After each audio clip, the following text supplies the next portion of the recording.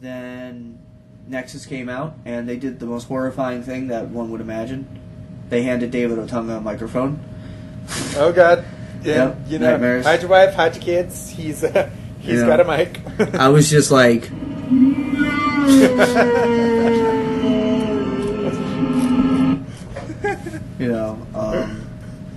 he comes in, tries to apologize to Cena. Now, I will say one thing, and all joking aside, this segment was fucking awesome. It was fantastic. They built it up all night, and it turned out to be worth the wait. I'm not an unfair guy. I'll give them their credit when they do something right. And, they had the Nexus go out there. Otunga takes off the armband, after they fuck Cena up. Punk comes out. Then he, hits Cena with the GTS. He's about to hit him with a chair. He sits down, slides on the arm thing real slow, and then puts Nation the fist of Domination up. style salute. Yes. And now, here's what I'm thinking. Maybe I'm giving them too much credit, but my feeling is, okay, for all this time they've been saying they've served a higher purpose. I think what they're going to say is that Punk was the guy behind the Nexus. It kind of makes sense, because he was a coach on NXT, or a pro on NXT. He was there the night the Nexus showed up. You remember, it was him and Cena. They run in, they throw Punk out of the ring, and then they kill Cena. So although Punk did get a few hits, he took a few bumps to sell it, probably. Sure, but who's the one who got the brunt of the? Cena did. 100%. Yeah. And I think what they're going to say is that the higher purpose was something that whatever Punk's trying to do, I guess, take out Cena. But Punk, I think, is going to be revealed as being the guy who was behind it all. And I'd be okay with that because I think it's a good direction, and now, keeps the Nexus relevant and keeps them from being buried, which is honestly what I thought would happen at the conclusion of TLC. Yeah. Of course, granted, a lot of those guys do deserve to be buried. Like David Otunga, why is he even on TV? Why does he even have a job? Well, here's the one thing I'll say. We're saying all this, but of course we have to keep in mind that, half of them will probably be losing to Mark Henry and Yoshitatsu next week. Like I said, this is the same deal. It happens every few months with WWE. About every 6 months. They do a good angle.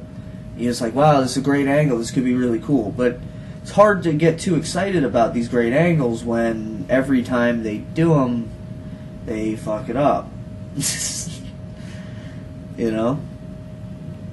Mm-hmm. It's definitely it's a wait and see kind of thing with them. So that was Raw.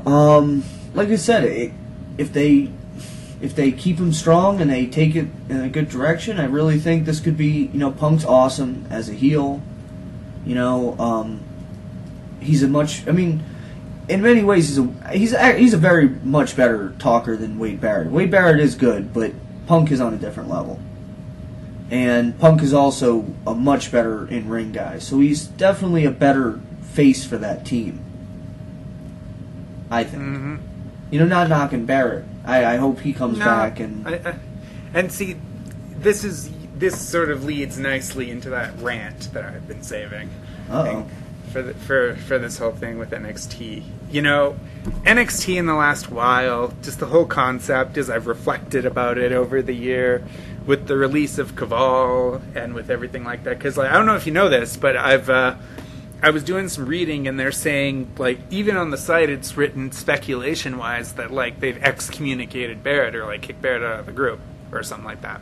Oh, I see. And it's just I'm sitting here and I'm thinking to myself, what the fuck are you guys doing? What are you even doing? Because, you have NXT, you come up with this concept, supposedly it's, competition, one guy wins, the rest don't, yada yada. And then,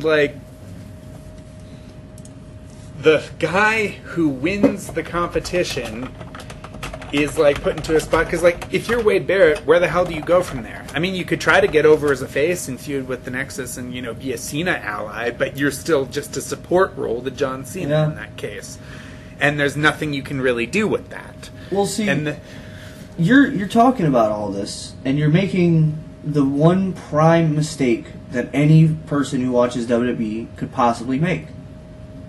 You're assuming thinking. it would make sense. Yes, you're thinking. You're using your brain. Yes, logically, what they would have done is in the 6 months wherein they've done this Nexus angle, they would have tried to turn Wade Barrett into a star. Generally, the way you do that is not having him get outsmarted and beaten up every single week for the past 6 months and then get pinned and then have a million chairs fall on top of you. And the same guy who's been in the same position for the last 5 years stands triumphantly above you. That would not be the logical thing to do, but again, backwards bizarro logic. It's true.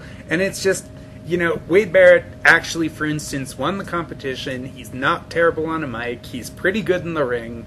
And it's just like, I would David dispute that fucking he was... Otunga gets to fucking stand in the fucking, main spotlight in a main supporting role as, basically the second in command of the Nexus guy. And it's just like, why? Why? He is not remotely that guy. Wade Barrett makes 50 zillion times more sense for that role than him. Well, and then Caval rolls up and wins season 2. In season 2, they asked for our input. They opened the polls. They opened the floodgates to us and said, "We want you to tell us who you think is going to be the next big guy." And then they fucking all season 2 of NXT tried to sell us Alex Riley. They tried to cram him down our throat. Alex Riley is a star. Alex Riley, I like the look of that guy. Alex Riley really has it, I think. And it's just like, dude, no. Because, yeah, he's good on the mic. Yeah, okay, maybe he has a good look. But where he tragically fails is the fact he has an in-ring capability equivalent to that of Jonathan fucking Coachman. So, and here's this guy who still has a job in a relatively main high-profile scene, given he's like the attaché of one of the world champions. And Caval is just cut loose after being made to look like a jackass to Dolph fucking Ziggler. Well, see, here's the thing. Like I said, we've had this conversation before, but WWE's biggest problem is that they don't... It's like, unless they've facilitated it being a success, they won't allow it to be a success. You have the situation with Caval, wherein, he gets on this show, and they weren't really feeling he was going to be the big guy. They felt Alex Riley was. And he starts getting over and having good matches with, Husky Harris and stuff. And the fans like him. And it's like, the fans are saying, "Hey, man, we like this guy. We're into him, man. Let's see him on our show. Let's do it. We're voting for him." And Vince is like, "No. No, sir." And they're like, "But we'll vote for him. We like him." No, I think you guys like Alex Riley. We don't like Alex Riley. We want to see Loki. No, you don't. You don't like Loki. He's too small for you to like him. But we voted for him. No. Well, we're gonna go with Alex Riley. But we think no, you're wrong. Yeah. So that's how they work. That's how they operate. Again, Loki was over because he was talented and he had a bit of a name coming outside of the WWE, and that's what killed him. They don't want a guy who has a bit of a reputation. They don't want a guy who's over based on what he's done elsewhere and what he does in the ring. That's not their cookie-cutter formula bullshit. That's why they like Alex Riley, because Alex Riley sucks, just like John Cena and Randy Orton. I mean, in the sense of, I shouldn't be so hard on John Cena and Randy Orton, but it's like these guys have the same cookie-cutter offense, some shoulder blocks, some suplexes, nothing interesting, nothing original, He has, this sanitized, wearing a fucking Letterman's jacket. Just go home, dude. Yeah. It's like, it's all terrible, but again, he fits the mold that they want to promote, and they think they can promote any mold. Or they think they can promote their shitty mold, unfortunately. It's like the one mold, and it's a bad one. Yeah, and it's awful, because, you look back over the NXTs and stuff like that, and I didn't get a chance to see a whole bunch of the third Divas one, thank God. No. But I don't imagine that the person who won that is very good. But in point of fact, isn't the chick who won that one actually one half of potentially the worst match in history that took place on that show? Listen, that match was bad. The Caitlyn, what the hell was it? Right, and Caitlyn won, right? Yeah, Caitlyn and, I think she did. And Miss On Top, whatever the fuck her name was. Her catchphrase is "I belong on top." Oh, I see. But I don't know I think Alicia Fox was her pro or something. I don't know her name. Oh, Maxine? Yeah, Maxine, that was her. I'm saying it was bad, but, like, dude, I've seen worse. I don't know, man. No, That trust match me. was Trust me. spectacularly awful. I'm going to show you a match. Anybody who ever wants to see the worst match ever, I want you to go on YouTube. It's on there. Look up Chris Sprules, spelled KRISSSPRULES, versus Cage Tyler. Fantastically bad. Like, so bad that it's like the best match ever. Or, if you really want to be brave, you could watch Warrior Hogan from Halloween Havoc 98. That is a bad match. Sorry, Chris what? Chris Sprules. S. SPRULES. Okay, Chris Sprules versus Cage Tyler. But anyway, that's talked about Raw, talked about Low Key. Aside from that, anything else you want to talk about on the show? Other than the fact that after this weekend, or after this week, we will be the reigning and defending XWA Tag Team Champions. And the undisputed tag team champions in all of Internet Wrestling. The greatest of all of the times.